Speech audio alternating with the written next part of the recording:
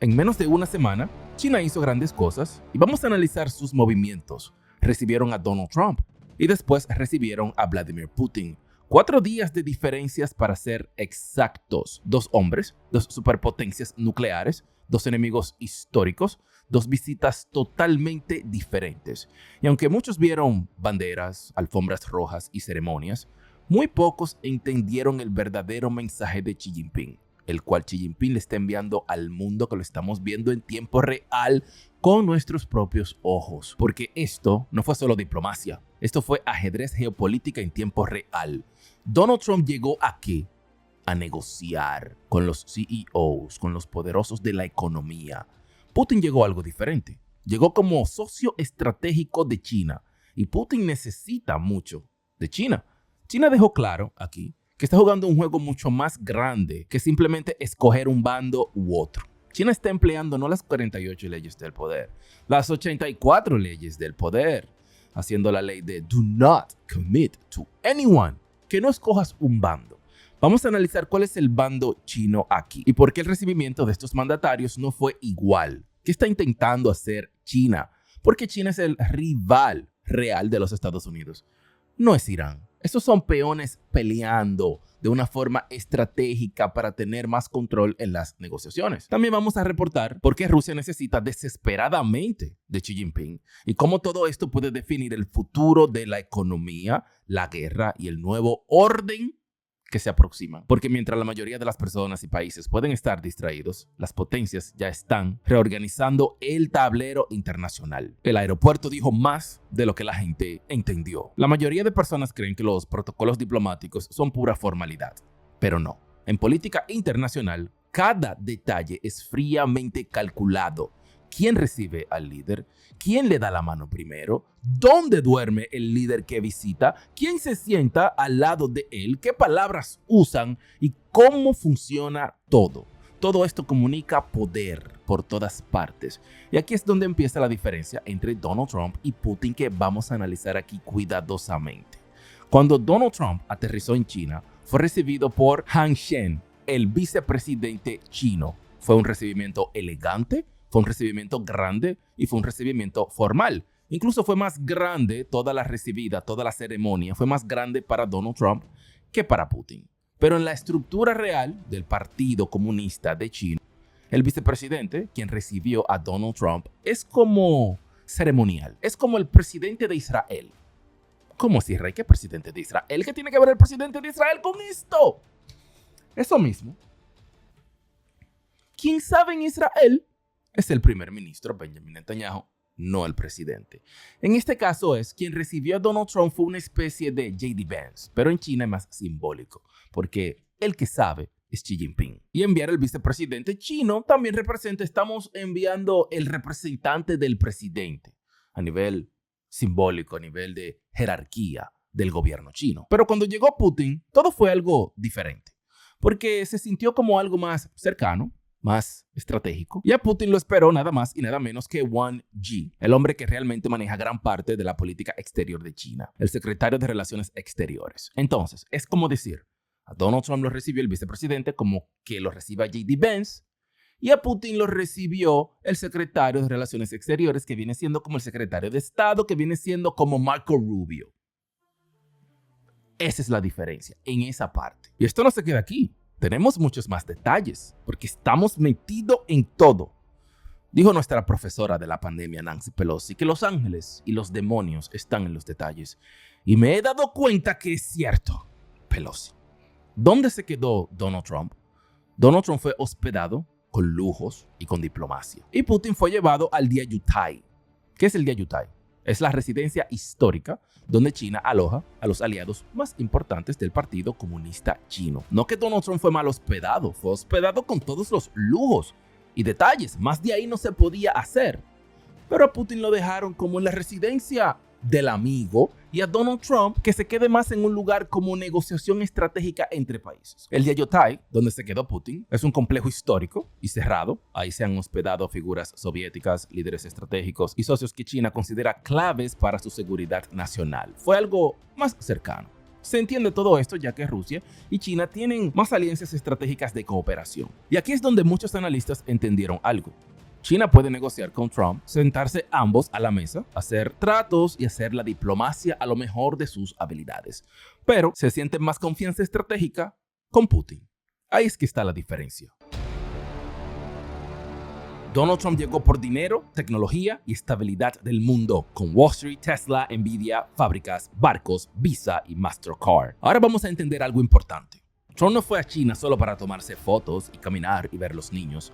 Donald Trump fue porque los Estados Unidos y China están peligrosamente conectados. Aunque compiten, aunque se amenazan, aunque hablan de Taiwán, aunque imponen aranceles, la realidad es que si una de las dos economías cae, ya sea China, ya sea los Estados Unidos, la otra sufre también. Están accidentalmente y lamentablemente conectados. Y China sabe eso perfectamente. Por eso, durante la visita, hablaron de comercio, tecnología, inteligencia artificial, aranceles, semiconductores, cadenas de suministro y estabilidad global. Y aquí viene algo muy importante. Donald Trump no solo llegó con políticos. En su delegación sabemos que están las figuras del futuro tecnológico de los Estados Unidos, personas relacionadas con Tesla, Nvidia, semiconductores y el futuro de la inteligencia artificial. ¿Por qué es esto? Para indagar aún más. Porque la nueva guerra global ya no es solamente militar, ahora es tecnología pura, economía pura, todo digital y el control de los datos. Incluso se anunciaron acuerdos enormes. China prometió comprar aproximadamente 200 aviones Boeing, una suma billonaria. Vamos a analizar esto. Miles de millones de dólares moviéndose en un momento donde la economía global está algo inestable. Hay gran tensión en el Medio Oriente. Irán amenaza las rutas energéticas claves. También hablaron de productos agrícolas, soya, restricciones comerciales y reglas para inteligencia artificial. ¿Por qué todo esto? Porque China no quiere una guerra económica total ahora mismo. China sigue comprando tiempo. China necesita a los Estados Unidos mucho más de lo que las personas piensan. China necesita que los Estados Unidos sigan consumiendo, porque no es fácil reemplazar tu cliente número uno. Están tratando, pero no han podido. Y Estados Unidos necesita que China siga produciendo, porque en los Estados Unidos la economía se compone también por el gasto del consumidor. Es una rivalidad, pero también es una dependencia mutua. Yo te ataco, pero te necesito. Ambas partes se tratan así. Y la relación con Putin es totalmente diferente a la relación con Donald Trump. Donald Trump llegó como un rival fuerte, poderoso, con los Avengers de la tecnología, los billones de dólares y control económico. Solamente con BlackRock no hay ni siquiera que mencionar a Elon Musk. Putin llegó diferente. Llegó como un hombre que necesita mantener viva su economía, que está en guerra con Ucrania.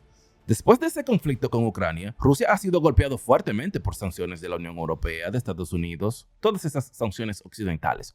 No han funcionado totalmente porque tienen a China. Así que Putin no se puede dar el lujo de perder a China. Y China lo sabe, por eso es que China está en una posición importante que tienen que ir a negociar con el Xi Jinping, tanto los Estados Unidos como Putin. Donald Trump va con poder, hacer tratos comerciales, mantener la estabilidad global, y Putin va porque necesita ese aliado que se ha vuelto cada vez más importante. Vamos a ver cómo va esa relación, porque en el futuro vamos a ver a una China muy dueña de Rusia. Un golpe que le dio Europa a Rusia es que no dejaron de comprar totalmente, pero sí redujeron compras. También empresas se fueron y mucha tecnología fue bloqueada. Entonces Rusia giró completamente hacia China. Hoy, para Rusia, China es comprador, socio financiero, salida comercial, soporte tecnológico, puente económico. China lo es todo para Putin. Y por eso es que Putin estaba en China y por eso es que esta visita era importante para él. Porque aquí no estamos hablando solamente de diplomacia, estamos hablando de supervivencia económica. Uno de los proyectos principales fue el proyecto Power of Siberia 2 en Rusia. Es un gigantesco gasoducto de aproximadamente 2.600 kilómetros que conectaría todavía más el gas ruso con China pasando por Mongolia. Aquí es que viene la parte interesante. ¿Qué están haciendo China y qué están haciendo Rusia? No piensen que nosotros nos vamos a distraer y no vamos a saber qué está pasando en esas negociaciones. Estamos muy focus y muy pendientes. Esto se volvió más interesante por las tensiones en el Medio Oriente. Porque si el estrecho de Hormuz o las rutas energéticas alrededor de Irán se vuelven aún más inestables, el comercio marítimo mundial va a sufrir mucho más de lo que ya está sufriendo. Entonces Rusia le está diciendo a China, no dependas tanto del mar, China, que allá el águila de Donald Trump tiene los mares, dice Putin a Xi Jinping. Yo puedo enviarte energía segura por tierra. Pero aquí viene un detalle silencioso. China tiene el control de la negociación. ¿Por qué? Porque Rusia necesita vender más de lo que China necesita comprar. Y Xi Jinping lo sabe. No es como que Xi Jinping y Putin son aliados, se tienen confianza, son amigos, pero Xi Jinping tiene la ventaja, así que Xi Jinping si quiere engañar a Putin lo hace. No se van a engañar, pero ventajas habrá. Y aquí es que viene la ventaja silenciosa, porque no están haciendo tratos como iguales. Hay una ventaja que la tiene China. Y eso cambia completamente el equilibrio de poder entre ambos. Antes eran iguales, ya no lo son, porque Rusia le vende el petróleo y la energía a China en yuanes y en rublos, contrarrestando el dólar, pero se los tienen que vender muy baratos y ahora se los tienen que vender aún más baratos. Así que China es un socio comercial estratégico importante para Rusia, pero aún así Rusia está haciendo mucho menos dinero que si no tuviera las sanciones. El verdadero plan de China. ¿De qué lado está China? La respuesta es que China no está de ningún lado. China está construyendo su propio bloque. Eso cambia totalmente la forma de entender el mundo actual. Con Estados Unidos, China necesita comercio, estabilidad, mercados y evitar una guerra prematura, porque todavía China no está lista para guerrear frente a frente con los Estados Unidos. Pero con Rusia, China obtiene energía súper barata, apoyo geopolítico, presión contra los Estados Unidos, incluso en contra de Europa en caso de, y ayuda para debilitar la dependencia mundial del dólar. Algo que están haciendo Rusia y China es atacando silenciosamente el dólar. Eso no nos conviene para los que estamos aquí en la doctrina de Monroe, pero hay que reportarlo igualmente. Y por eso estamos viendo a China jugando en dos tableros. Por eso estamos viendo a China recibiendo a Donald Trump muy bien, y estamos viendo a China 4 días después recibiendo a Vladimir Putin. Mucha diplomacia económica. Con los BRICS, China está tratando de hacer la desdolarización. Con Taiwán están acudiendo a la paciencia militar y con la inteligencia artificial quieren dominio tecnológico. Y mientras el mundo reacciona día a día, China está pensando en décadas. Y la estrategia de Xi Jinping no es escoger entre Rusia o los Estados Unidos. Ellos quieren convertirse en el centro del sistema. Porque ahora Xi Jinping salió fortalecido, porque pudo demostrar algo poderoso, que hoy Washington DC necesita sentarse en China a negociar con ellos y que Putin también tiene que salir de Moscú a sentarse a negociar con él. Y aquí es donde tú y yo, mayormente de este lado del mundo, un saludo para toda mi gente en Europa y especialmente en los Estados Unidos, en New York, donde estoy, que queremos ver un dólar fuerte, estamos viendo el nacimiento de un mundo multipolar con varias potencias, donde los Estados Unidos dominan, pero no dominan solos. Rusia está tratando de sobrevivir y China se posiciona como el eje central entre el hemisferio oriental y el hemisferio occidental. Y aquí todos tenemos que ver algo muy de cerca. Cuando las grandes potencias comienzan a reorganizar el tablero, la historia demuestra que el mundo entero termina sintiendo las consecuencias. Pueden venir guerras, pueden venir crisis económicas, cambios tecnológicos, nuevos sistemas financieros, nuevas alianzas, y quizás eso es exactamente lo que estamos viendo ahora en estos momentos. Quiero saber cuáles son tus pensamientos de todo lo que está haciendo China, esas visitas, esas reuniones y más reorganización mundial. Tengo una pregunta para ti. ¿Crees que China terminará acercándose más a Rusia o terminará acercándose más a los Estados Unidos o terminará usando ambos lados para convertirse en la potencia dominante de este siglo? Que los Estados Unidos y Donald Trump no lo van a permitir sin una gran batalla que ya empezó comercialmente. Esperamos que no llegue a las armas. Déjame saber tus pensamientos, tus análisis en los comentarios. Recuerda darle fuertemente al botón de me gusta de este video. Pudimos analizar y observar el panorama geopolítico en China, Putin, Donald Trump, Xi Jinping. Mi gente, durante el fin de semana estuve en Boston, estuve en New London, estuve en Boston, estuve en Harvard, estuve en Salem, allá arriba, estuve en New Hampshire y también en Maine. Oh my God. Y tengo mucho que decir sobre Boston especialmente y sobre Harvard. Tuve una conversación con estudiantes de Harvard. Dios mío. Y solamente en una conversación, ellos me dieron todos los códigos. Yo debería de irme a aplicar para director de Harvard. ¿Cuáles son sus credenciales? Este es el Ray Studios.